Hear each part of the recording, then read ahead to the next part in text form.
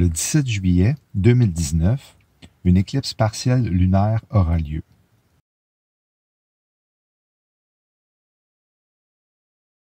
Selon le site web du calendrier de la Torah, cette éclipse ressemblera étrangement à celle du 14 de Nissan en l'an 33 à la fête de la Pâque, journée de la crucifixion de Jésus-Christ.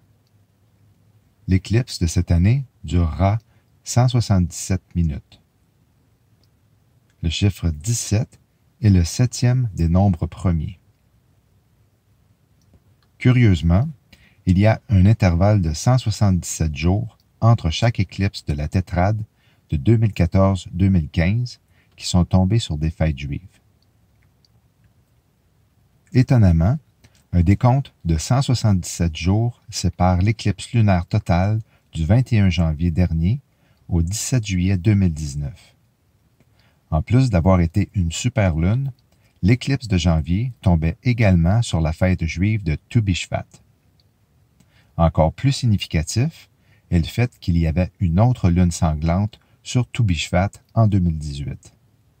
Cette lune de sang a été vue au-dessus du Moyen-Orient et cette année, elle a pu être observée à partir des États-Unis.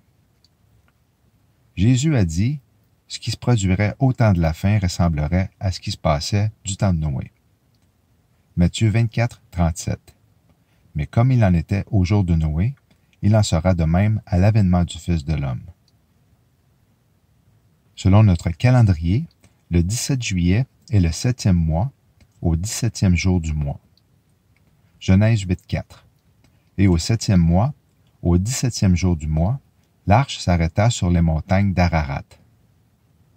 Selon la concordance Strong 717, est le mot hébreu ara, qui veut dire arracher, cueillir, dépouiller. Genèse 7, 17. Et le déluge vint pendant 40 jours sur la terre, et les eaux crurent et élevèrent l'arche, et elle fut élevée au-dessus de la terre. Shalom.